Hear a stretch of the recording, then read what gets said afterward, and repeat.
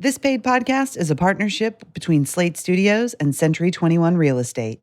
All uses of trademarks or brands are not meant to convey sponsorship or affiliation of this podcast. From Century 21 Real Estate, this is The Relentless, the podcast that looks at sales differently. As entrepreneurs, we write our own playbooks. When we're thrown off course, when assumptions hold us back, we find a way to move fearlessly in a different direction. I'm Kristen Meinzer. I'm an author, entrepreneur, and podcast host.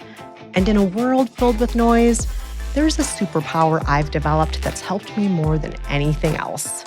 Never letting fear get in the way. That means building up confidence, taking risks, and tackling the really hard problems. And that's what we're exploring this season. How can we move fearlessly in a world filled with potential obstacles? Get ready to meet the people who transform what scares them into something that inspires them. It's time to move fearlessly and stay relentless. I come from a country that is beautiful and full of mountains, but it was always so scary. I mean, we knew mountaineers as the toughest of the tough, the most brave, courageous people, and I never saw myself that way. That is Silvia Vasquez-Lavado. Today, she's a social entrepreneur and technologist, and about 10 years ago, she had a startling vision. She pictured herself as a mountain climber. It actually started with a very spiritual experience, and I was going through a really hard time in my life. And so on this particular vision, I saw that little child inside of me that had been having just the most horrific experiences. And I saw her on a corner, and then I saw myself as an adult embracing this little girl. All of a sudden, I hear these rumblings and these mountains and valleys, and my little girl is who pulled me into walking into these mountains. That vision was so powerful for me that there was something about it like, well, why don't I go to a mountain? And that led me to be a little adventurous and say, well, you know what? Why don't I go to the tallest mountain in the world? And so that is what started my journey. In 2016, Silvia fulfilled her vision in the most extreme way imaginable. She climbed Mount Everest. And then, over the next 2 years, she reached the highest peaks on every other continent, also known as the Seven Summits. In the process, she became the first Peruvian woman and the first openly gay woman to do so.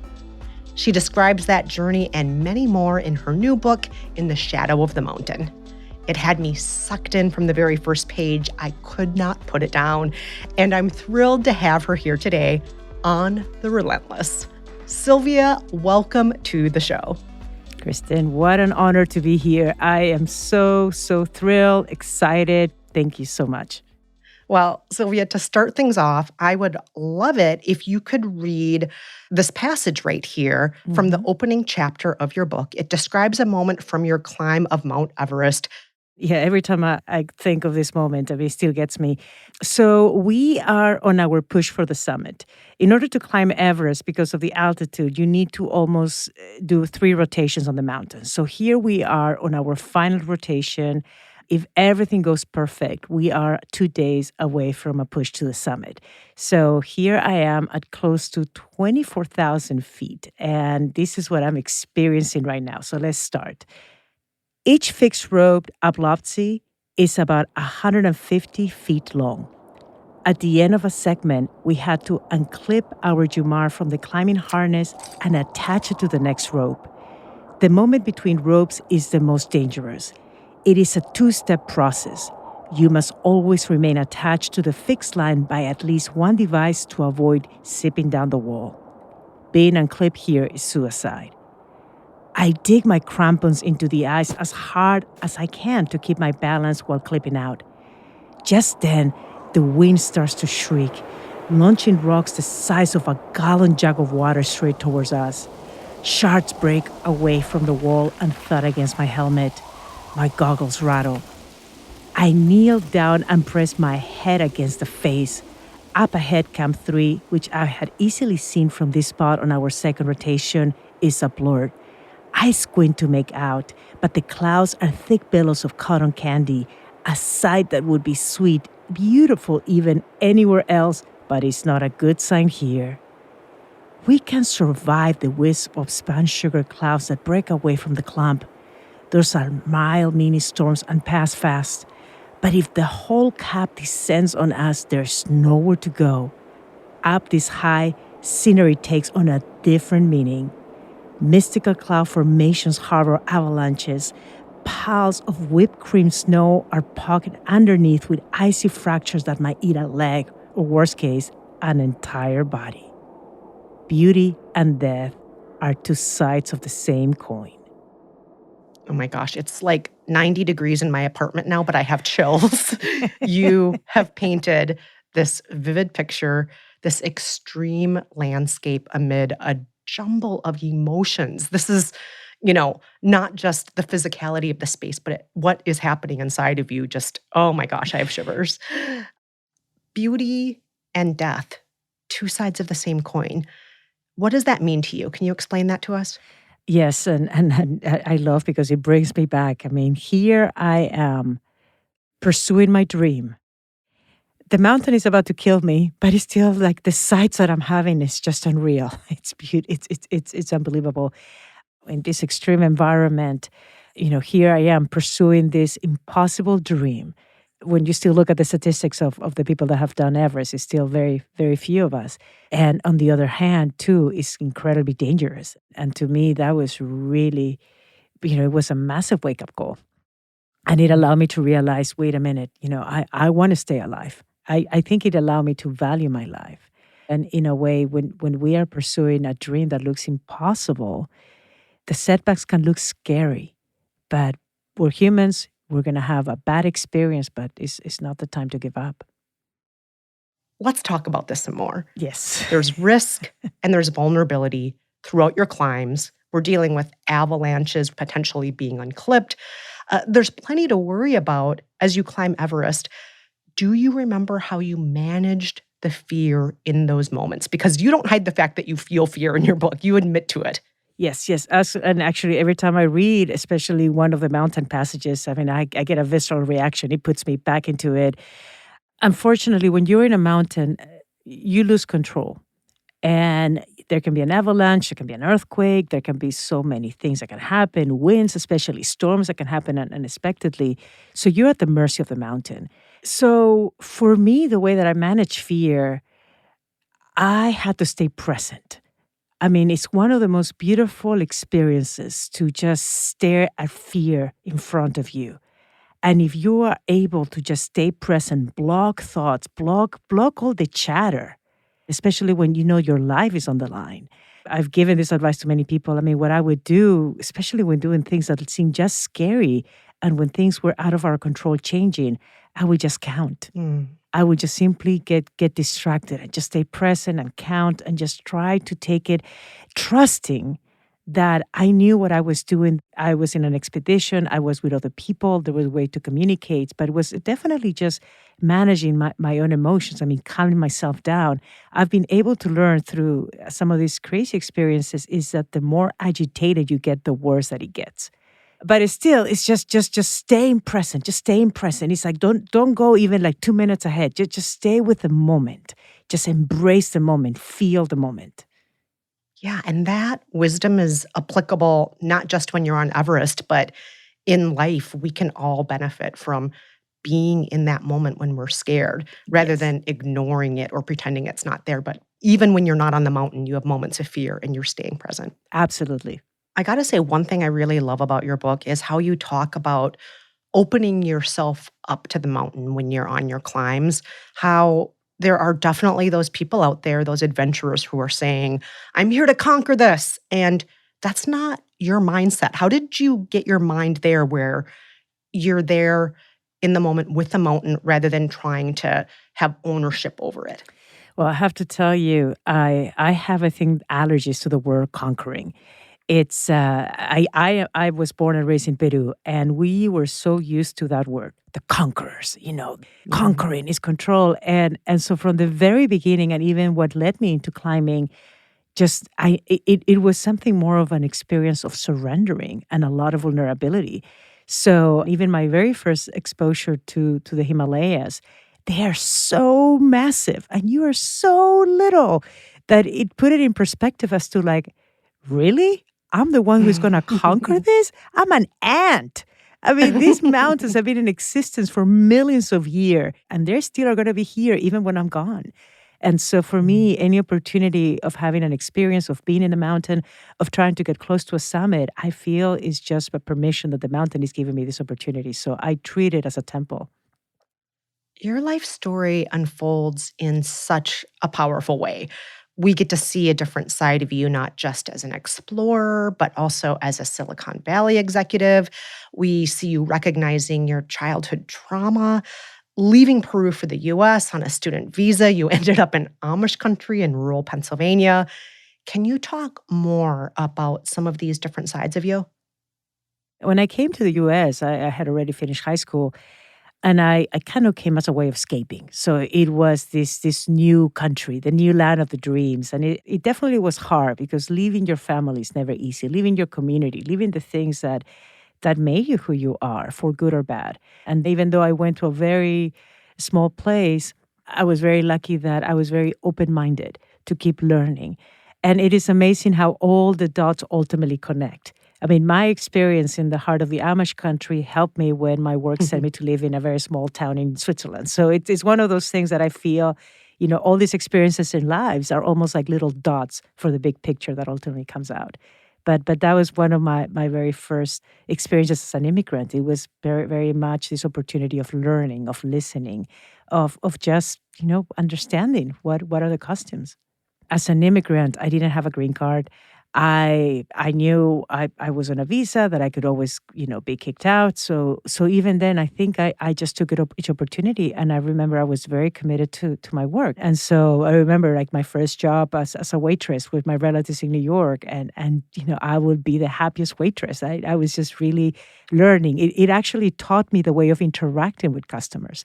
And so it was something that every single role that I've ever had, I think my attitude to it is just be present, give the best you can. I mean, just be happy. And that's a way that I think I've taken the opportunities.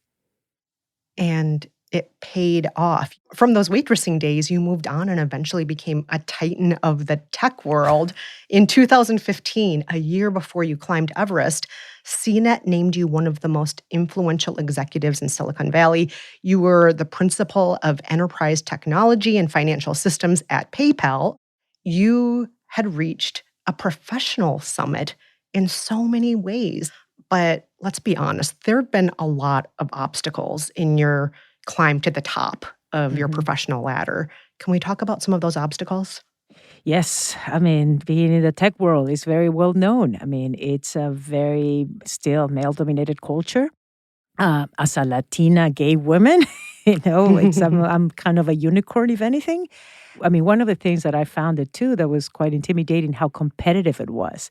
And if anything, maybe that kind of helped me in terms of my climbing experience too. But just the competitiveness, being able to bring a product to life and moving into deadlines and moving really fast. And it was really cutthroat in many ways. You sometimes will be fighting for budget, to launch a particular initiative or to make your project be more visible. And what it takes is for you to completely market yourself, present it as the next biggest idea that is going to revolutionize the industry. And it comes down to truly believing in yourself, believing in the project that you're doing. And that's something that I at the time, I was just in the process of learning.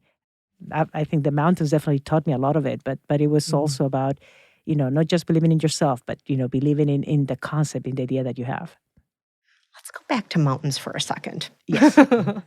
After Everest, you kept climbing, not just any mountains, but each of the continent's highest summits, as we mentioned. What drove you to complete this goal? For me, the 7 summits, started as a promise. And so as I started them, each mountain kept teaching me something. I've been very lucky that to practice for any big mountains, I do a lot of little ones. And in some of the little ones, I've been in situations in which, unfortunately, people have passed away. I never take for granted a mountain, regardless of the size. And so I think for me, learning each mountain was important. But I think what was important is also just the notion of keeping a promise to myself. But then, and as I talk about it in the book, I have a very horrible personal loss. And I kind of promised that person that I love that I would continue with this journey. So even after I was done with Everest, I had one more mountain, Denali, which I had attempted and I had failed a couple of times. And so to me, it became this thing about, well, I had made this promise. And so I'm very good about keeping my promises. Those promises that we make, just holding ourselves accountable, there's something powerful about being able to complete it. I mean, there's so incredible life lessons when you're able to follow through. It is so easy to promise left and right and then just let it go. But for me, it just started with a promise, and I just felt I didn't want to let life go and just feel like, well, we skip that. No, it's a self accountability that I had put myself through. And what was the value to you of being the first Peruvian and the first openly gay woman to climb all these summits? It's been about representation. So I had imagined that maybe there had been some predecessors. And so when I realized that I would be the face as an openly gay woman, to me, it was about representation because I realized in my expeditions, I wouldn't see a lot of gay people. I wouldn't see a lot of Latina people.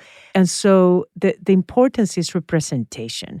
It's a way of building community. So that, in a way, is the reason that sharing the accolade is something that is quite meaningful. The minute that this is a non-issue, the minute that we can see that there is just, hundreds or thousands of people from diverse backgrounds being able to pursue this, I feel that, well, that would be the beauty. I mean, I don't want to be the last. I mean, and so for me to share in the story is just to inviting for other people who still might feel a little bit marginalized that, no, just somebody like me was able to do it. Let's put the invite out and let's try to inspire others to join. I think it's interesting that both of these things you're really known for, the tech space and mountaineering, are both very male-dominated, very white male-dominated. Yes, they are. So you're choosing to go into these spaces that are so challenging. Why are you choosing that? And how does one help the other? I mean, I'm guessing all your experience in the tech world helped you in the culture of climbing, right? Well, I have to tell you, I mean, when I get to the base of Everest, and I'm the only woman with 7 other guys, and we joke about the bro culture in the tech world. Well, just imagine, the mountain culture, which is all. I remember coming in and going like, oh God, okay, this is a typical, kind of product meeting. I mean, I'm one of the few women here.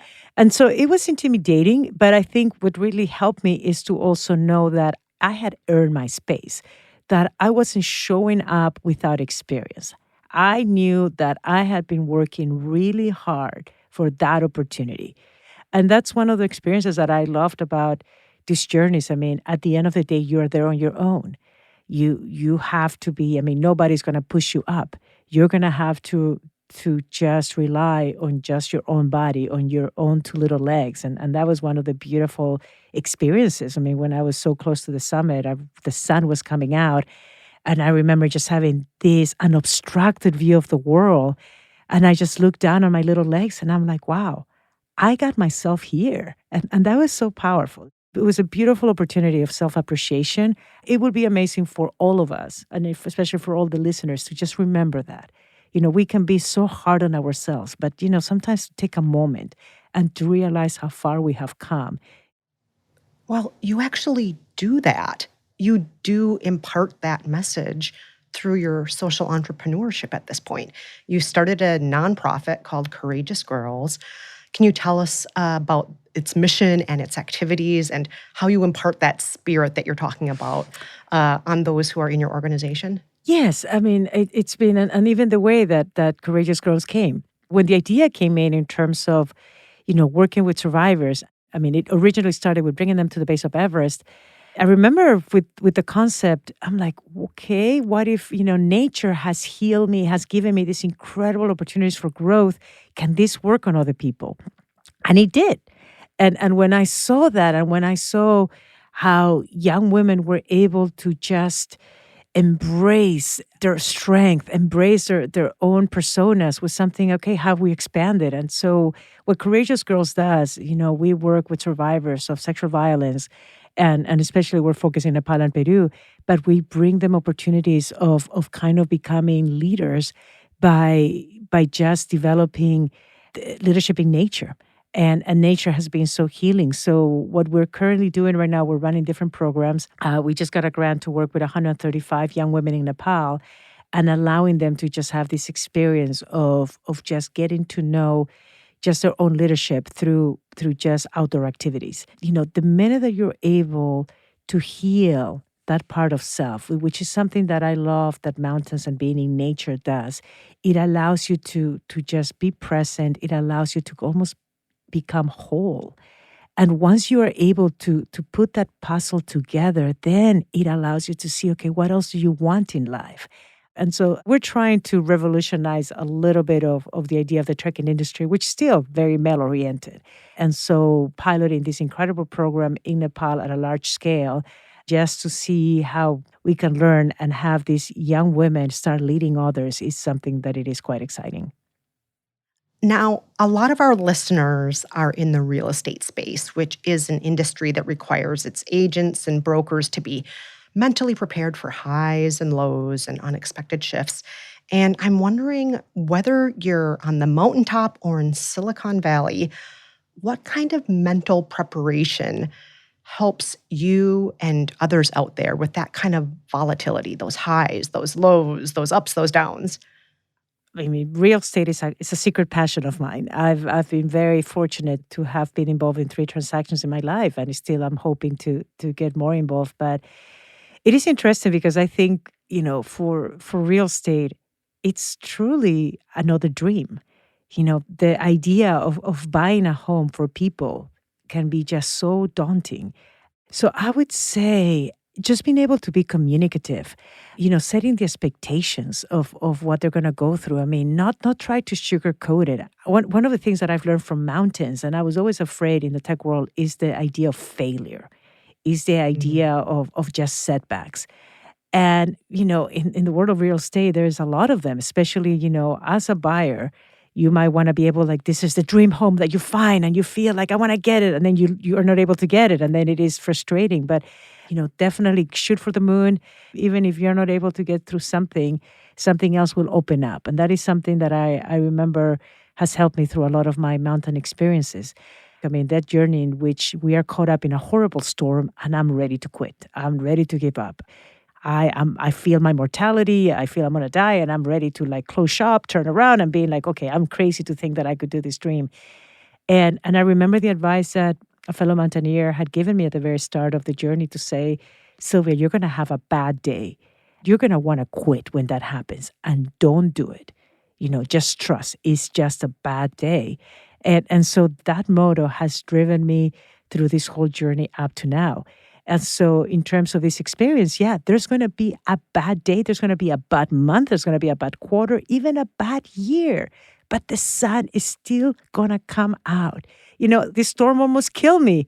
And then within an hour later, the gorgeous sun is out there woo, nothing happened. Hey, I'm here. And so just how to apply that to this everyday life, I think that would be one of the pieces that, my biggest advice is just trust. And what are you excited about for the future? Ooh, I'm so grateful. There's so many exciting things. The fact that I was able to bring my book to life, publish my memoir, and that, we've been able to bring it to so many languages, and that, we also sold the book to film rights. So my story is getting turned into a film. It is a true dream. I call myself the gay Cinderella. I'm literally living my own gay Cinderella fantasy. And, but I'm not looking for any prince. But it is just this beautiful journey that I think keeps me humble, because I never imagined something like this was going to happen. I'm just grateful that, this journey that started with reconnecting with the little girl inside of me and took this leap of faith has opened up these wonderful doors. Silvia Vasquez-Lavado, this has been so inspiring. Thank you for joining us today on The Relentless. Thank you so much. Thank you to you, to Century 21. Thank you so much for this opportunity. I'm honored. While the Midwest has very few steep hills, Adam Oberski has figured out a way to scale some very impressive peaks when it comes to sales. Adam is the owner and broker of Century 21 Curran and Oberski, an award-winning brokerage with 4 offices across the Detroit area. In just 4 years since he took the helm, his achievements have been astounding. A 49% increase in agents, the per-person productivity award, the top commercial company award, and the team's agents regularly rank in the top 21 global list for the brand. Adam, welcome to The Relentless. Thank you. I'm excited to be here with you. Now, earlier in this episode, we heard from a tech executive turned mountaineer. She has climbed the world's highest summits on every continent, and now she is a social entrepreneur. Do you have an outside passion, something that helps give you entrepreneurial drive or give you perspective on your entrepreneurial journey? Yeah, well, I'm a father of 3 young boys, 8, 6, and 4, and have an amazing wife. They're by far my biggest motivation. But, as far as external things, during COVID, when everybody was locked down, I have a great friend and mentor that I really admire, and I was sitting next to him at a conference, and he looked at me and said, you ever thought about doing an Ironman? I said, yeah. And my wife said, oh, no. I'm with your wife here. So 10 months later, my colleague and I, and actually we enlisted 2 other people, including Mike Meadler, the president of Century 21, we took on the monotonous task and challenging task and fun task of training for Ironman Florida. And all 4 of us accomplished that task as well. And we, not only that one, but a couple of us actually went on and did a second Ironman as well. So during the COVID shutdown, when everyone's going through all these things, we said, what challenge can we take on that will keep us focused and keep us moving forward with our mission, personally and professionally. And so did 2 Ironmans in a period of 12 months and 3 marathons in that time frame as well. Remind people what an Ironman is. This is not just a jog and a bike ride. This is so much more. It's a 2.4-mile swim in the ocean. It's a 112-mile bike. And then it's a marathon. I'm curious, how did going through this torture feed your motivation, your sales skills, and your teamwork?